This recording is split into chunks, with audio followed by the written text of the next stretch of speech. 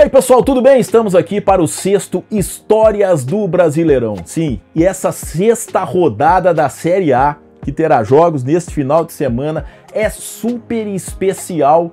E olha só, são clássicos estaduais, clássicos interestaduais e confrontos que marcam a trajetória do maior campeonato nacional de clubes. E a gente começa justamente com Vasco e Santos, confronto de domingo, 4 da tarde em São Januário. E esse é um jogo que decidiu uma Taça Brasil muito especial, a de 1965. Por que essa Taça Brasil é especial? O Santos tinha levantado o troféu nos 4 anos anteriores. Poderia chegar ao pentacampeonato nacional.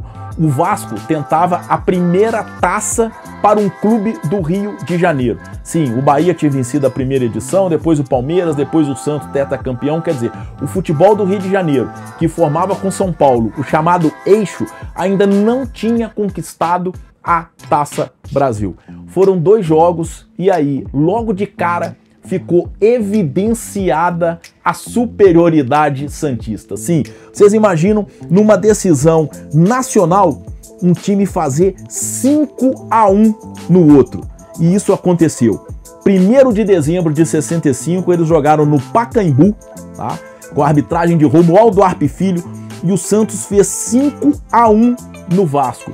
Encaminhou uma taça que foi garantida uma semana depois, dia 8 de dezembro, no Maracanã, com 1-0, gol do Pelé, e o Santos foi pentacampeão nacional em sequência.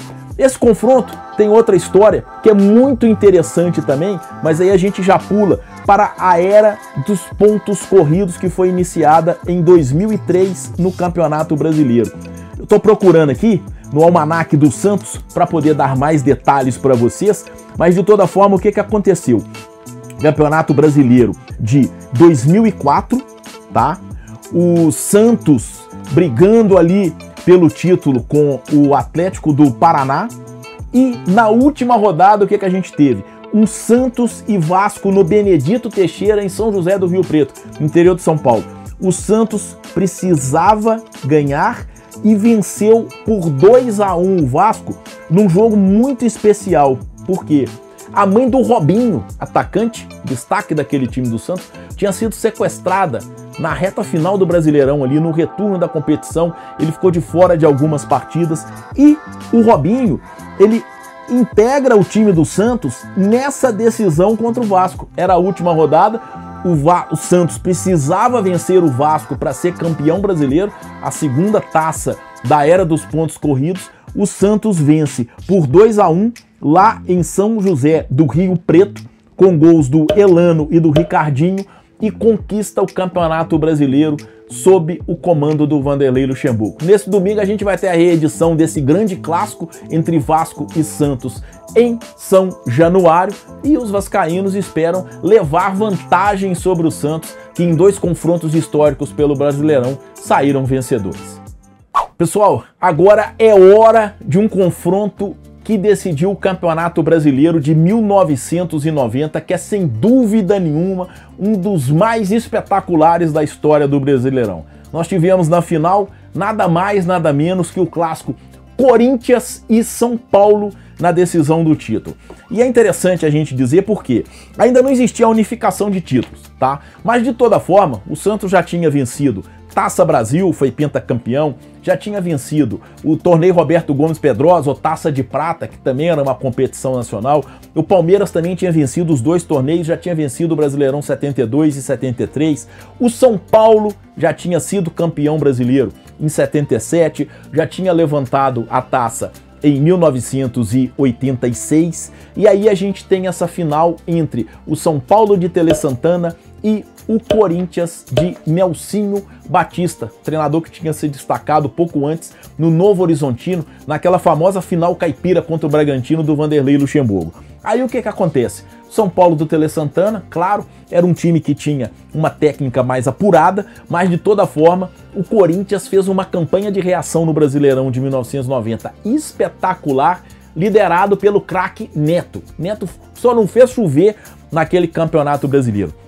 A final entre os dois clubes teve as duas partidas disputadas no Morumbi, claro que com públicos espetaculares pelo tamanho das duas torcidas, e o Corinthians, que era então o único time de São Paulo a não ter um título brasileiro, um título nacional, tá? Conseguiu a sua taça. E foi de forma muito emocionante. O primeiro jogo, dia 13 de dezembro, com 85 mil pessoas no Morumbi, venceu por 1-0 com um gol do Wilson Mano, tá? O Wilson Mano fez o gol do Corinthians. Isso deixou o time jogando pelo empate na segunda partida, dia 16 de dezembro, no mesmo Morumbi, que recebeu 100 mil pessoas. O público exato está aqui no Almanaque do São Paulo, 100.858. E o Tupanzinho fez, aos 9 minutos do segundo tempo, o histórico gol que deu ao Corinthians o seu primeiro campeonato brasileiro. E tem vários episódios de rivalidade entre Corinthians e São Paulo, mesmo no Campeonato Brasileiro, mas a final de 1990 é inesquecível, até porque ela abre uma série interessante do Corinthians. O Corinthians é o único clube que decidiu o Campeonato Brasileiro contra todos os rivais. Esse de 90 ele levou a melhor contra o São Paulo e é o único, porque depois ele perdeu a final de 94 para o Palmeiras e a de 2002, na última edição do Campeonato Brasileiro, que tinha mata-mata, para o Santos. Essa de 90 foi especial, primeiro título corintiano, festa da Fiel. Então esse Corinthians e São Paulo, que acontece domingo na Arena Corinthians, né, na Neoquímica Arena, pela 6ª rodada do Brasileirão, é sem dúvida nenhuma um jogo que integra e muito a história da competição. Pessoal, Atlético e Internacional, esse jogo tem história no Campeonato Brasileiro desde a segunda metade da década de 70. Isso mesmo. Nós tivemos duas semifinais de Campeonato Brasileiro envolvendo Galo e Colorado, que jogam neste sábado, 9 da noite, no Mineirão. Aliás, só lembrando vocês vão acompanhar na Itatiaia, claro, e siga nosso canal do YouTube. Já somos mais de 700 mil inscritos. Faça lá a sua inscrição, coloca o sininho para você ser avisado dos nossos programas, das nossas transmissões e dá também aquele like. Curte o nosso Histórias do Brasileirão e acompanha a Itatiaia no YouTube. Mas falando desse Galo e Inter, o que acontece? Em 76, eles foram semifinalistas do Campeonato Brasileiro. Era uma semifinal em jogo único, na casa de quem tivesse a melhor campanha, o Internacional. E o Galo saiu na frente, com um gol do zagueiro Vantuir. Mas na segunda etapa não conseguiu segurar o Colorado, que empatou o jogo com o volante Batista e chegou à vitória aos 44 minutos do segundo tempo, com um golaço de Falcão, após uma famosa tabelinha de cabeça na entrada da área do Galo. Sim, o Inter fez uma linha de passe com toques de cabeça, a bola sobrou para o Falcão, ele chutou cruzado, sem defesa, para o goleiro Ortiz, né, que era o goleiro do Galo, em 76, e impediu que aquele grande time da geração de Reinaldo, Marcelo, Paulo Isidoro, Toninho Cerezo chegasse à final do Campeonato Brasileiro pela primeira vez, o que aconteceu em 77, naquela derrota para o São Paulo. Então em 76 o Colorado levou a melhor, jogo único lá no Beira-Rio. Em 80 veio a vingança atleticana. O Galo jogava a decisão também no Beira-Rio, mas aí já eram 2 jogos. Primeiro foi no Mineirão, eles empataram por 1-1. Sim, o Inter foi para casa em vantagem. O Rei fez o gol do Atlético, o Reinaldo. Cléo empatou para o Internacional, mas lá no Beira-Rio só deu o Atlético. E algo que a gente imaginando, hoje o campeonato é por pontos corridos, já tem mais de 2 décadas, mas imagina um confronto entre 2 esquadrões, como era Atlético e Internacional em 1980, tá? Um time na casa do outro ia aplicar um 3-0. E foi isso que o Galo fez na semifinal de 80. Com 2 gols do Éder e 1 gol do Reinaldo, o Atlético bateu o Internacional por 3-0, vingou a semifinal de 76 dentro do Beira-Rio e garantiu presença naquela decisão contra o Flamengo de 1980. Mas não é só no Campeonato Brasileiro que tinha mata-mata que esse confronto tem história, não. Nos pontos corridos ele tem muita história. Em 2020, por exemplo, o Flamengo acabou ficando com o título, mas o Galo e o Internacional, eles integraram aquele quarteto que brigou pela taça quase que o campeonato inteiro e que contava também com o São Paulo, tá? Galo Internacional, Galo do Sampaoli, né?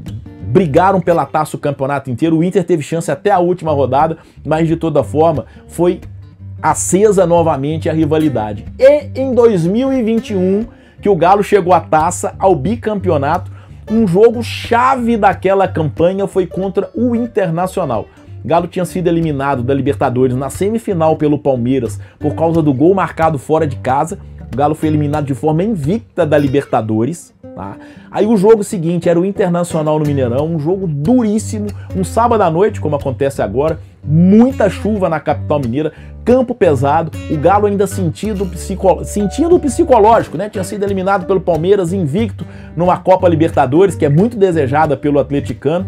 O Galo teve um jogo duríssimo contra o Internacional, mas venceu por 1-0 o gol do Keno e a partir dali arrancou para a conquista não só do Campeonato Brasileiro, mas também da Copa do Brasil, né? Chegando ao triplete. O Galo já tinha vencido o Campeonato Mineiro, venceu o Campeonato Brasileiro e o jogo contra o Internacional no Mineirão foi fundamental para aquela conquista e também da Copa do Brasil. Então, quer dizer, vai ser reeditado no Mineirão um dos grandes clássicos da história do Campeonato Brasileiro, Atlético e Internacional, que desde 76 fazem confrontos históricos na briga pela taça do principal torneio nacional de clubes. Um abraço, pessoal. Está aí o Histórias do Brasileirão relativo à 6ª rodada da Série A do Campeonato Brasileiro.